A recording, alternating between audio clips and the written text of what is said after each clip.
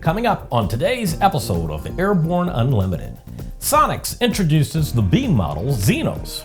World Gliding Championships are underway. Conman poses as an airline captain.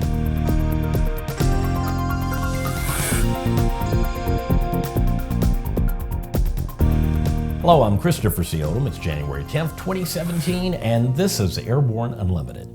Just last year, Sonex announced that they were upgrading their Sonex and Waiex aircraft by introducing the B-Model variations. Basically, these B-Model aircraft provide more room for the pilot and passenger, increased fuel, more engine choices, and numerous improvements to the building experience. Now, Sonex Aircraft has announced the introduction of their new Xenos B-Model aircraft kit. Sonex says the Xenos B combines all of the enhancements of the Sonex and Waiex B-Models with the Motorglider performance and value of the Xenos. Sonex Aircraft General Manager Mark Scheibels said in part, "We're very excited to bring the huge improvements of the Sonex and Waiex B-Models to the Xenos Motorglider. This change has been requested by many prospective Xenos Motorglider customers and brings all of our two-place aircraft up to the same enhanced B-Model specification." Sonex says that the Xenos is sport pilot eligible, or it can be flown by pilots that hold a glider rating with a self-launch glider endorsement. It can be flown as a powered aircraft, a self-launch glider that soars with the engine off, or it can motor-soar over great distances. The 34th FAI World Gliding Championships kicked off in Australia earlier this week, which will culminate after 2 weeks of high-profile, high-caliber competition. Some 116 pilots from 27 countries have converged on the small city of Benalla, Victoria, to compete for the prestigious title of FAI Gliding World Champion in 3 separate classes. The World Gliding Championships will prove to be a test of stamina and mental fortitude as much as skill, with 2 weeks of competition pilots must fly at their best every day for 4 or 5 hours.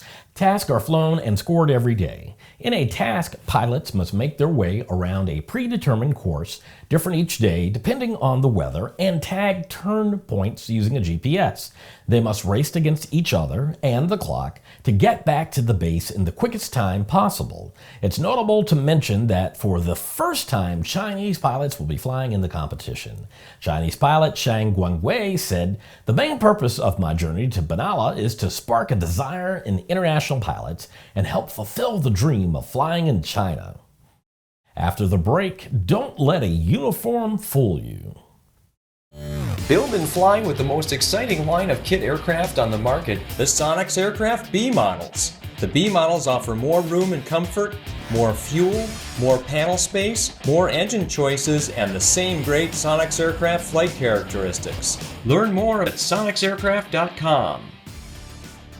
Since the early days of powered flight, pilots have struggled with landing in crosswinds. In fact, crosswinds and wind gusts cause more landing accidents than fog, thunderstorms, and icing combined. That's where the Redbird X-Wind SE comes in. By placing pilots in gusty crosswind conditions for extended periods of time, the X-Wind SE gives instructors all the time they need to teach the pilot the proper techniques for landing in crosswind conditions. For more information on Redbird X-Wind SE and Redbird's entire line of flight training devices, visit www.redbirdflightsimulations.com.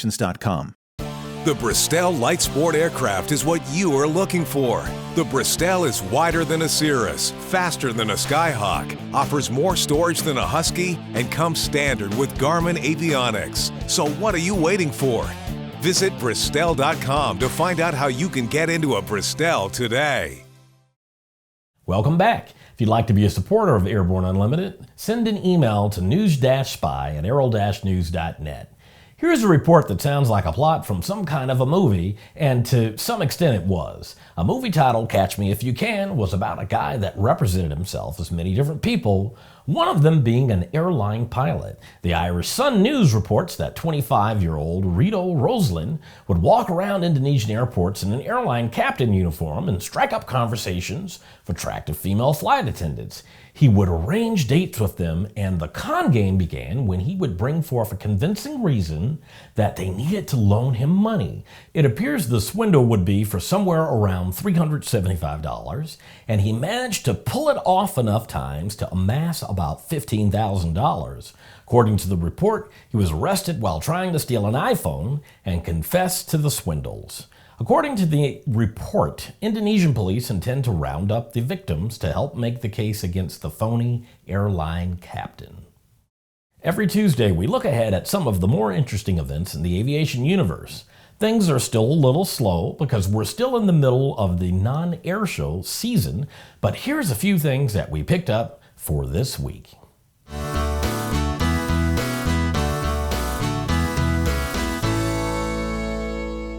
We'll start off with a really neat show that takes place at Cable Airport, located in Upland, California.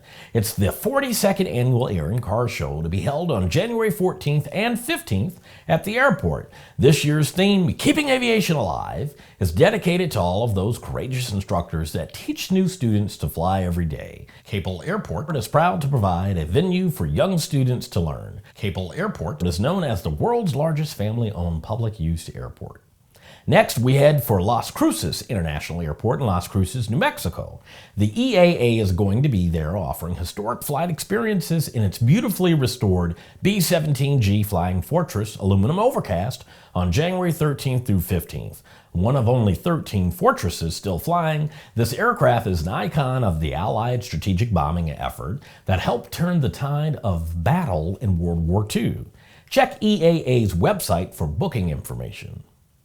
Our last stop in this report is the Paragon Flight Training Center, located on Page Field in Fort Myers, Florida.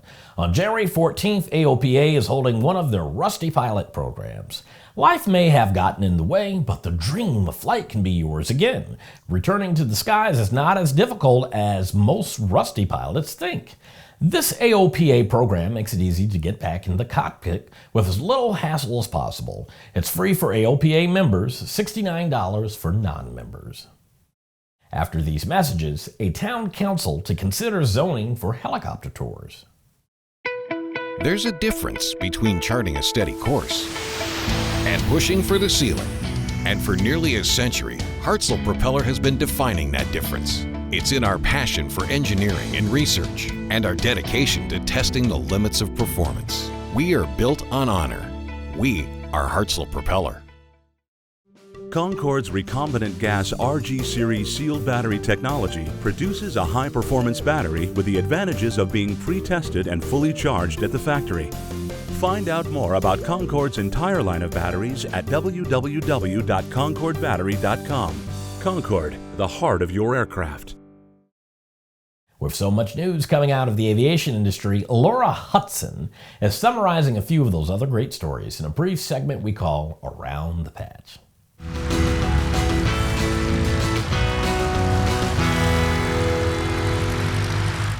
Thanks, Chris. A zoning ordinance to allow helicopter tours originating from the city limits of Carolina Beach in North Carolina is under consideration. Reports indicate some residents oppose the ordinance because of noise, while others think there is an inappropriate business relationship between the mayor and the helicopter operator. A new record has been set for flight by an unrefueled combustion-powered unmanned aircraft that weighs between 50 and 500 kilograms. The VA-001 unmanned aircraft system developed by Benalla Aircraft completed a non-stop, unrefueled 56-hour flight in December. The FAA is planning to build a new control tower at Piedmont Triad International Airport in Greensboro, North Carolina. The new facility is expected to cost $42 million and a contract to be awarded sometime in 2018. The Florida Today newspaper reports that 90-year-old Ivan Briggs decided to emulate the President George H.W. Bush's method of celebrating a birthday. That method is to take a tandem skydive. He did fine, and his wife said she was glad when it was over. Boeing has issued a service handbook recommendation to replace the hydraulic reservoir pressurization gauge for service reasons. Boeing says the hydraulic leaks related to the gauge could affect service and dispatch reliability. Well, that's it for today's trip around the patch. Back to Chris for the rest of the news. Thanks, Laura. First-person view drone racing is an event where you fly the drone as if you are sitting in the cockpit and race around a challenging course. The sport is gaining in popularity around the world, but high-performance aircraft can be expensive, and the chances for crashes are about like NASCAR racing. To facilitate the beginner, a new racing drone has been recently introduced by Aviation called the Falcor. The company says on its website that the drone has been designed to help expose drone racing to everyone. It allows novice pilots to fly and race out of the box with an ultra-strong drone designed to take a hard impact. The drone features a shield mode which allows you and anyone to race from day one. Shield mode uses sonar and barometer sensors to automatically maintain flight altitude and coordinates turning to allow flying using a single stick of the remote. The whole thing comes with everything you need to get started, except your own HDMI goggles. Well, that's our program for today. Remember that Airborne Unlimited stream daily, Monday through Friday, with additional breaking news bulletins for important stories that fall outside of our normal deadlines. If you're watching us on YouTube, please subscribe. And do check us out on Facebook and Twitter. Get comprehensive, real-time, 24/7 coverage of the latest aviation and aerospace stories anytime at aero-news.net. Keep flying. We'll see you tomorrow.